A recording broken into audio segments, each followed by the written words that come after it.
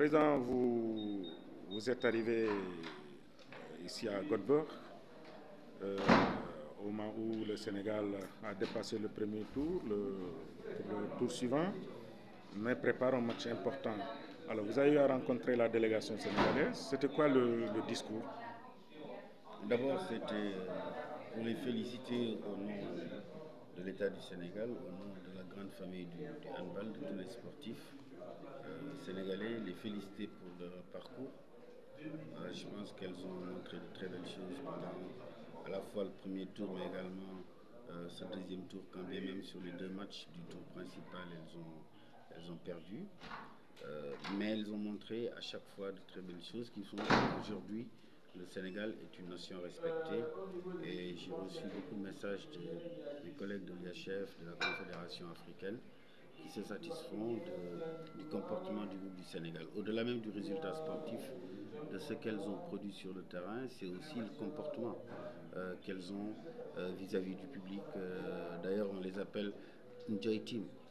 Ça veut dire que c'est un groupe où il y a de la joie, c'est un groupe où une transition est en train aussi de s'opérer entre la génération qui était là depuis quelque temps et cette nouvelle génération qui émerge et dont c'est la première grosse compétition.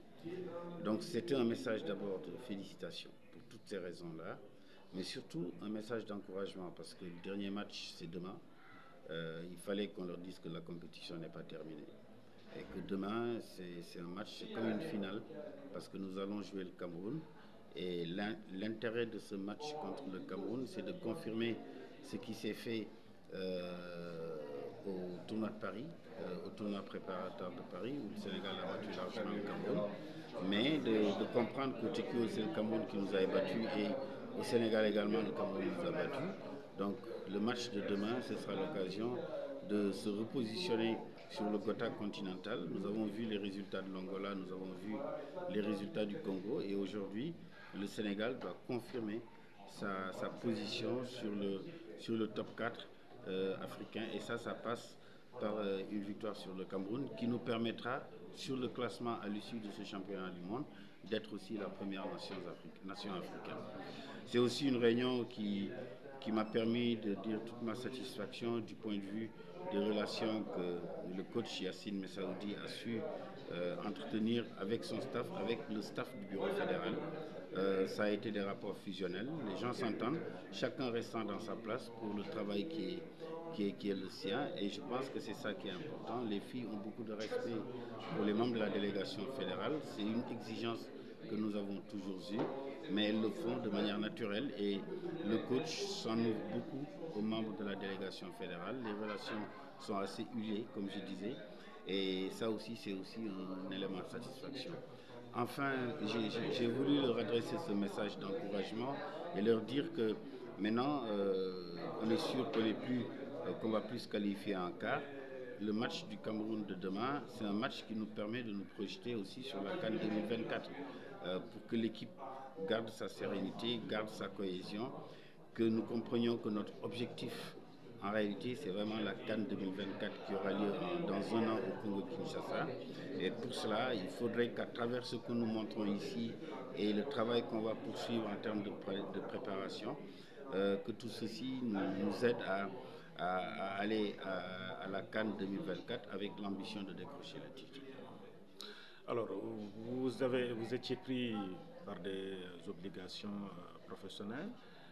Comment, depuis Dakar, vous avez vécu justement ce parcours des Lions? Ouais, tu veux que je parle de la plateforme que tu as créée je vois un peu de la plateforme que tu as créée, Sambou. Je voulais t'en féliciter. Je pense qu'à Dakar, quand même, il y a eu une très très bonne couverture de cette compétition à travers justement cette plateforme.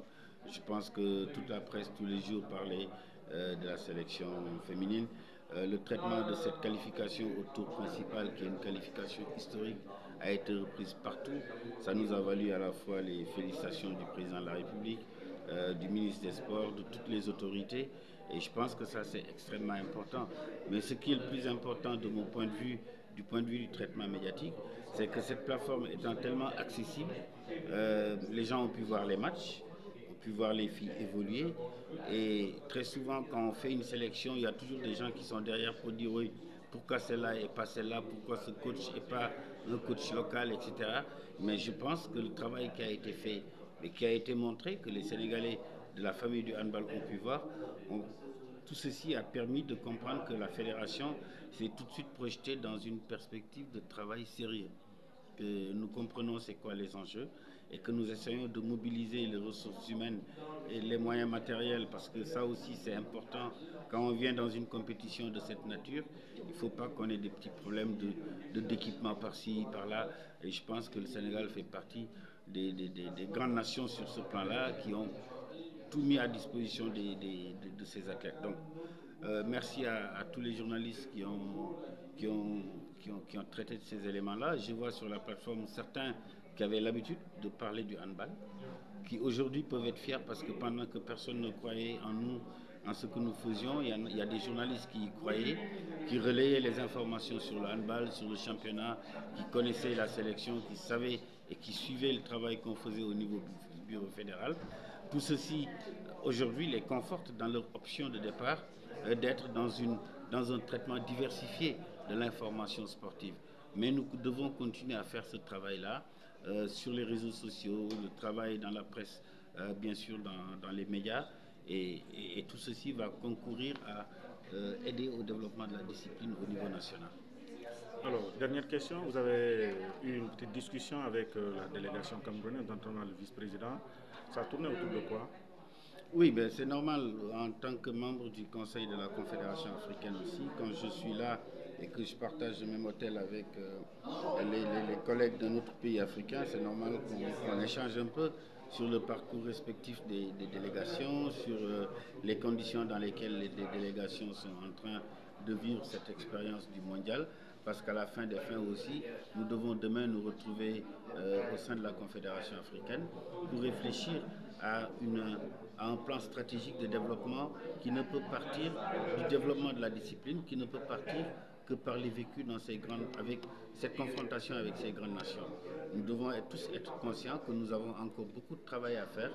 Nous partageons le fait que très souvent les États au dernier moment réagissent parce que nos États sont souvent contraints par beaucoup de priorités, et tout ceci c'est des choses que nous avons partagées. Heureusement chez nous au Sénégal, nous n'avons pas eu ce souci-là. Ce n'est pas le cas de tout le monde, mais en tout cas, j'ai tenu à les féliciter, à les encourager pour le parcours qu'ils ont fait. Ils ont eu quelques difficultés avec certains athlètes, mais tout ceci est derrière eux. Et aujourd'hui, ils ont fait vraiment un bon parcours qui les honore. Et j'estime que c'est ça aussi. Quand l'Afrique présente 4 nations au championnat du monde et que les 3 atteignent le tour principal, c'est déjà une très bonne chose. Il faut aussi encourager le Congo et l'Angola. Le Congo qui n'est pas au tour principal, mais qui est en train de faire de bonnes choses dans la Coupe du Président, d'après les informations que j'ai reçues. Encourager l'Angola, qui n'a pas eu un parcours comme d'habitude, mais il faut les encourager parce que pour nous, le développement du handball continental, c'est un tout. Le Sénégal, aujourd'hui, fait partie de ces pays sur le hand féminin qui comptent sur le plan continental.